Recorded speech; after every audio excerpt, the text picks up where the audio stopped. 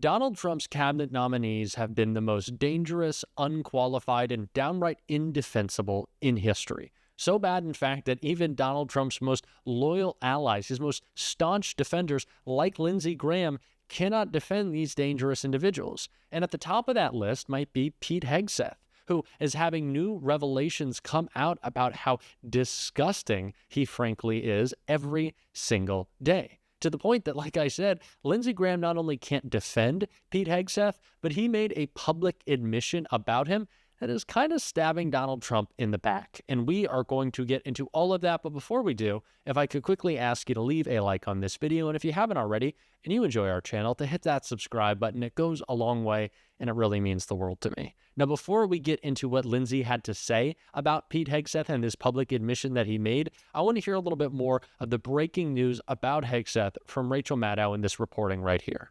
So there's new reporting today from legendary reporter Jane Mayer in The New Yorker about the man who's been announced as the choice for defense secretary in the incoming administration. According to Jane Mayer's new reporting, before Pete Hegseth was hired to be a TV host at the Fox News Channel in 2017, he had been forced out of two small right-wing veterans advocacy organizations that he had been involved in. The first one was a group called Veterans for Freedom.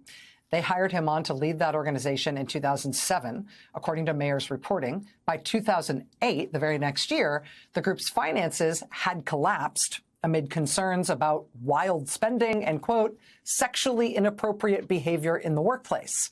The group's donors soon folded the organization into a different veterans group, basically, according to Mayer's reporting, in order to get Hegseth's hands off the checkbook. So that was Veterans for Freedom. Then it was Concerned Veterans for America, where Hegseth was in charge from 2013 to 2016 before he was forced out of that organization, too.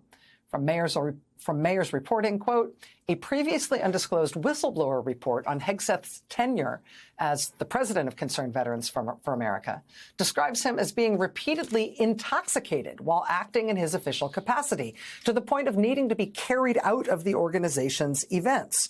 The detailed report, which was compiled by multiple former employees and sent to the organization's senior management, states that at one point, Hegseth had to be restrained while drunk from joining the dancers on the stage of a Louisiana strip club where he had brought his team from the organization.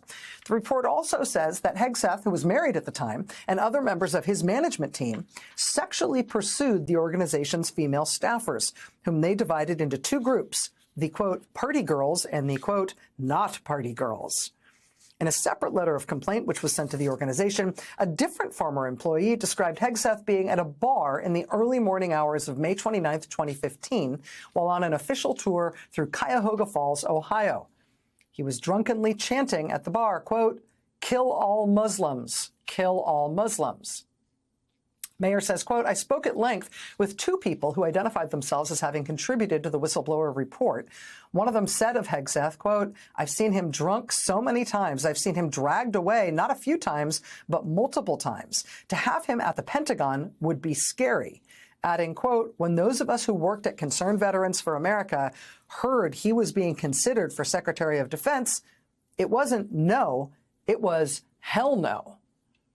According to the complaint, at one such CVA event in Virginia Beach on Memorial Day weekend in 2014, Hegseth was, quote, totally sloshed and needed to be carried to his room because he was, quote, so intoxicated. The following month, during an event in Cleveland, Hegseth, who had gone with his team to a bar around the corner from their hotel, was described as, quote, completely drunk in a public place. According to the report, quote, several high-profile people who attended the organization's event were very disappointed to see this kind of public behavior, though the report does not identify them. Nevertheless, in October 2014, the group instituted a no-alcohol policy at its events. The following month, however, Hegseth and another manager lifted the no-alcohol policy while overseeing a get-out-the-vote field operation to boost Republican candidates in North Carolina. According to the report, on the evening before the election, Hegseth, who had been out with three young female staff members, was so inebriated by 1 a.m. that a staffer who'd driven him to his hotel in a van full of other drunken staffers asked for assistance to get Hegseth to his room. Quote, Pete was completely passed out in the middle seat, slumped over a young female staff member, the report says. It took 2 male staff members to get Hegseth into the hotel.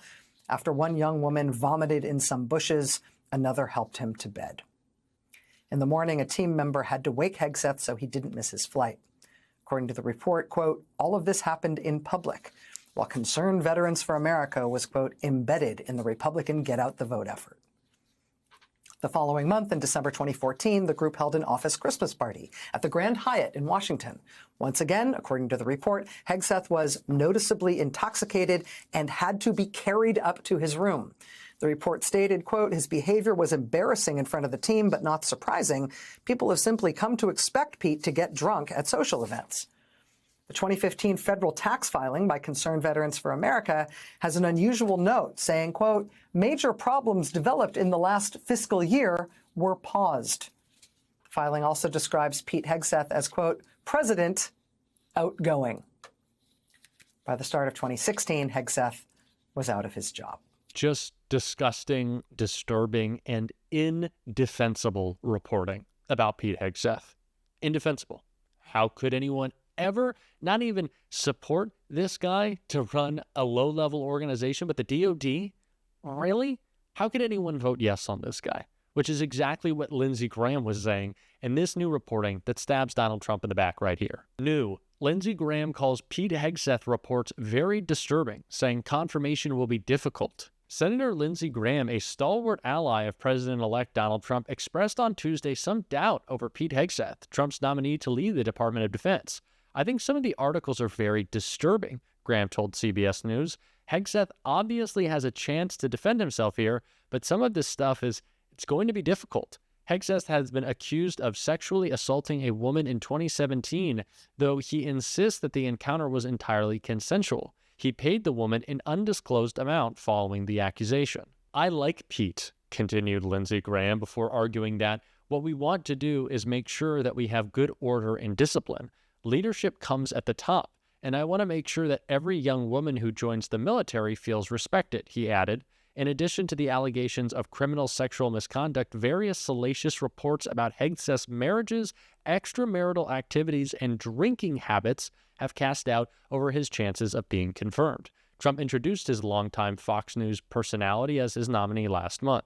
When Lindsey Graham is unable to muster the, I was going to say courage, but really lack of courage that he has, lack of backbone that allows him to defend any action taken by Donald Trump and anyone he supports, you know things are bad. And when we initially talked about Pete Hegseth on the show, it was mostly focused, the gut check reaction was really a Fox Weekend host to lead the DOD, to be in charge of millions of people running the biggest organization in the country. That was the initial reaction, is that this guy had no experience in actual leadership. Now, of course, what we have come to learn is that Pete Hegseth was involved in leadership positions in smaller organization, veterans groups, but that he was such a disaster with his personal relationships and the alleged harassment of the women under him that he was kicked out of them. These very conservative organizations. This wasn't the deep state. This wasn't liberals coming after Pete Hegseth, as I think Republicans would want you to believe. These were people close to him who saw what a disaster he was, leading just a small group of people. What qualification does he then have to lead millions as our SecDef? It's just absolute insanity.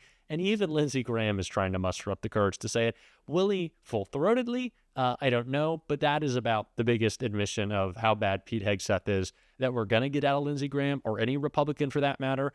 But I want to hear more about some of these new reports, continuing that conversation in that segment that Rachel Maddow had.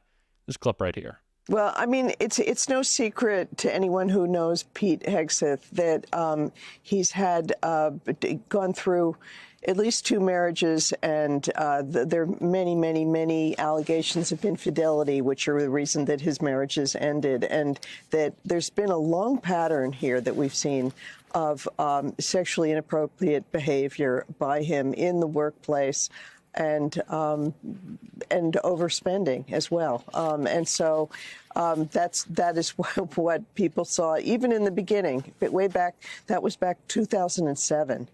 And as you say, by 2008, that organization was on the brink of bankruptcy.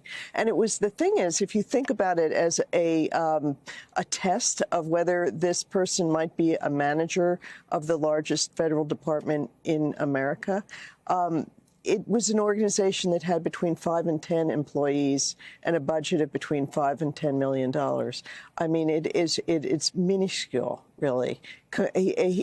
There's just no history that he has that shows that he's capable of managing a large organization.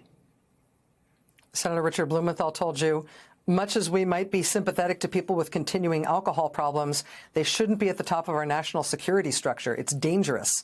The Secretary of Defense is involved in every issue of national security. He's involved in the use of nuclear weapons. Entrusting these kinds of issues to someone who might be incapacitated for any reason is a risk we cannot take. Just incredibly damaging.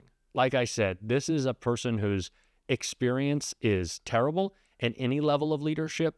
And it is clear that they have no place in our government. And we have to continue, like we did with Matt Gaetz, to make the case against this individual, not just because we don't like him or he has extreme views. Of course, that is the case. But he is a dangerous threat to lead an organization that is the most powerful and important in the world, and the U.S. military. And it's not a liberal point of view. This isn't some liberal reaction. Conservatives have said the same thing. People are concerned that Pete Hegseth would fail at his job and thus hurt and endanger not only the people in the U.S. military, but the entire country. This is not some reaction to just his personal feelings. It certainly is, and that is a tremendous concern. But it also is just a representative of why this individual has no place in our government. And we need to continue to talk about that every single day. And if you want to support that, as always, you can hit that subscribe button. You can leave a like on this video. And if you stuck around to the end, drop a blue heart in the comments. And until next time, I'll see you soon.